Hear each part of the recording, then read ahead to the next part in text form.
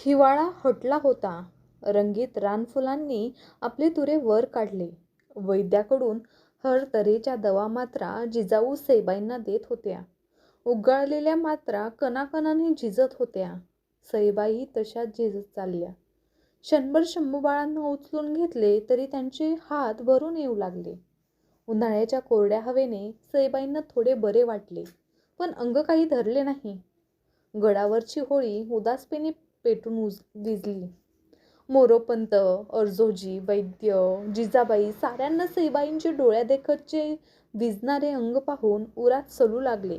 जिजाबाईंनी व्रत वैकल्ये उपास सुरू केले. अंगारे, धुपारे, लिंब, लोणस सारे सईबाईंच्या पुढे हरत होते. उन्हाळा सरत आला. वळिवाचे ढग एक दोन वेळा आभाळाच्या पाठीवर आपले कडकडणारे कोरडे ओढून त्यांच्या डोळ्यातून पाणी काढून गेले. मृग जवळ आला. आभाळ ऊर दाटून आला. पावसाच्या सरींची पहिली टिपरी प्रतापगडावर पडली. गड वाऱ्याने गारठा कळवळला. घोंगावत त्याने झाडाच्या पानभऱ्या फांद्यांना उलटे पालटे करून टाकले. त्या वाऱ्याच्या थंडगार बोचऱ्या दौडी अंगावर उतरताच सईबाईंच्या दुबळ्या कायेवर सरा काटा तरळला. त्यांनी हंतरून धरले. राजगडाकडे राजांना खबर पोच झाली. सईबाईंनी सगळ्यांशी बोलणे टाकले. गडाच्या तटबंदीवर पाऊसधारा कोसळत होत्या. सईबाईंच्या मनात विचार लोट धावत होते.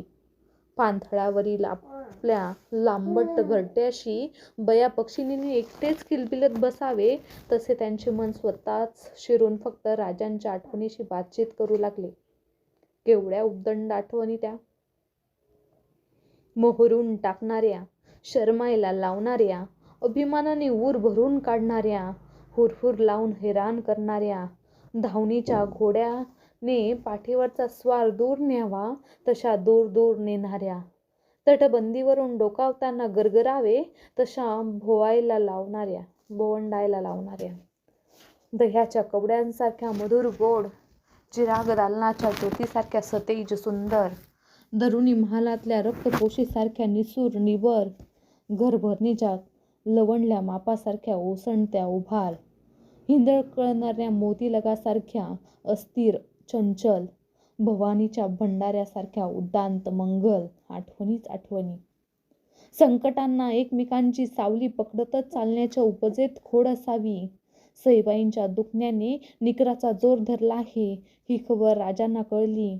पाठेर करून चढे घोड्यानिशी जिंदा या मुर्दा पेश करो अशी कसम खाल्लेल्या आदिलशाही खानेखानाला अफजल मोहम्मदशाही फौजबंद होऊन विजापूरहून कूच झाल्याची खबरही त्यांना लागली. बड्या बेगमने एक जुम्मा रोजाला बड्या मसलतीसाठी खास दरबार भरविला. दरबारात सिद्दी हिलाल, रुस्तुम जमा, अंकुश खान, मुसे खान, राजश्री मंबाजी भोसले, बाजी घोरपडे, झुंजारराव घाटगे, पैलवान खान, अब्दुल सय्यद सारे नेगदिल जंग बहादूर हात बांधून उभे होते. बेगमची आग पाखड झाली. गर्दना टाकून शर्मिंदे उभे होऊन ते ऐकत होते. कोणाही तगडा दिल रुस्तुम बेगमला तसल्ली द्यायला पुढे सरसावत नव्हता. तिचा शाही गुस्सा शब्दांना जाळून टाकीत उफाळला आणि चिडून ती गरजली, क्या इस दरबार में उस गद्दार दक्कन के लोहा लेने वाला कोई मर्द बाकी नहीं रहा? उस अजाजिल बगावतखोर को अंजाम देने वाला अरकाने दौलत कोई भी नहीं? बोलो, इस दरबार का मर्दाना चुड़िया पहनने आया है क्या? लालत है. बेगमच्या निर्भयतेने ही भट्टी एका भटारियाला पेटून दिली. कमरेच्या तेगीच्या मुठीवर हाताची मूठ आवळीत खाना अफजल खान पुढे सरसावला. या खालचा तलम रुमाजामा तुडवीत तो विड्याच्या तबकाजवळ आला. खामोश दरबारावर नफरतीची सक्त नजर फेकीत बेगमला बगीने घालून त्याने झटक्यात विडा उचलला. मैं उस नाचिस काफिर घोड़े की सवारी ना तोड़ देई जिंदा या मुर्दा दरबार पेश करता हूँ. हुजूर, या अली मेहरबान त्याने विडा घेतलेला हात अस्मानाकडे उंचावीत घोगऱ्या सादात कसम खाल्ली. आफरीन, अहमद इल्लिल्ला, सुभानल्लाह, महरबा. चारी बाजूंनी बेहोश चित्कार दरबारियात उठले. सगळ्यांना आपणच जणू अफजल खान असू तो विडा आपणच उचलला आहे असा गौर झाला. पण तकदिरीने त्या विड्यात कुणाकुणाच्या मौताची सुपारी पेरून ठेवली होती हे या बेगमला, ना अफजल खानाला, ना दरबारातील एकाही शमशेर जंगाला माहीत होते.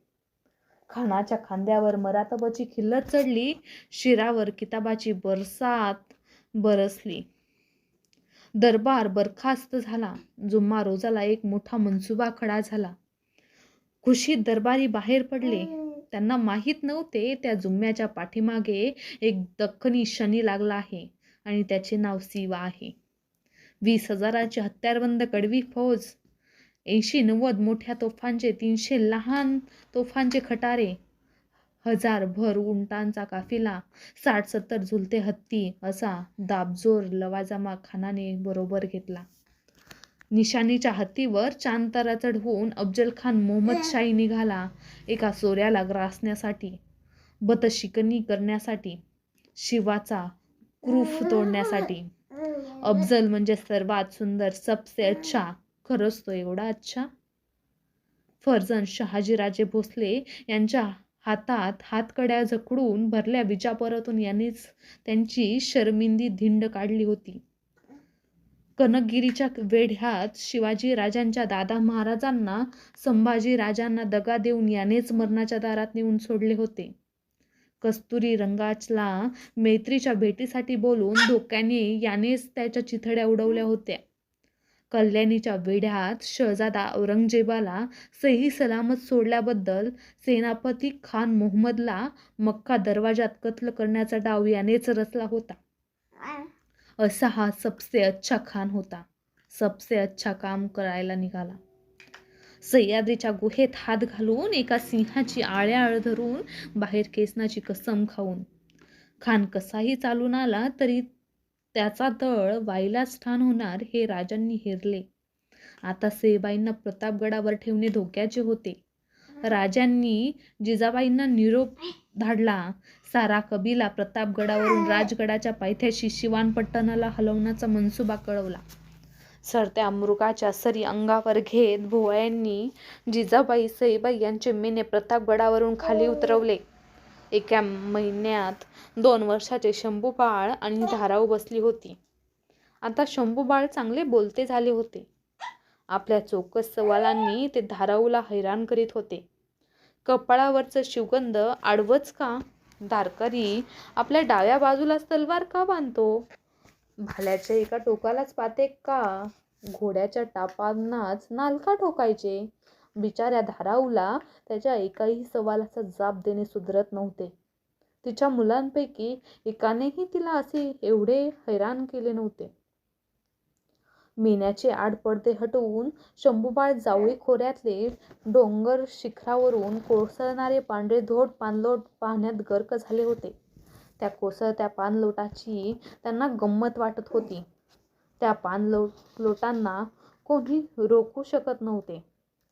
त्यांचे अंतरंग सफेद होते. त्यांची गर्जना खोरी घुमवून टाकणारी होती. झेप घेणे हाच त्यांचा गुण होता. शिवापट्टम हाकेच्या टप्प्यात आले. वेशीबाहेर महादेवाच्या देवळात मेणे ठाण झाले. राजांच्या शिवापट्टणाच्या महालात वर्दी पोच झाली. पावसाची तुरळक सर निचरताच शिवाजीराजे घोड्यावर मान घेऊन फिरगोंजी, नरसाळा, नेताजी, पालकर, संभाजी, कावजी यांच्यासह जिजाबाईंना सामोरे जाण्यासाठी शिवालयात आले. जिजाबाईंचे पाय शिवून राजांनी देवदर्शन घेतले. जिजाऊ नेहमीसारख्या हसत राजांशी बोलल्या नाहीत. त्यांनी फक्त सईबाईंच्या मेण्याकडे हाताच्या बोटाची इशारत केली. जडावल्या पायांनी मेण्याजवळ जात राजांनी पडदा दूर सारला. आतल्या मऊ बिछायतीवर त्यांच्या कैक आठवणींचा फक्त एक तकत्या जीवाचा सावळा सांगाडा होता. मिटल्या डोळ्यांच्या झिजल्यात सईबाईंना पाहताना राजांचे निमुळते सूर्यपेठ डोळे थिजून पानगार झाले.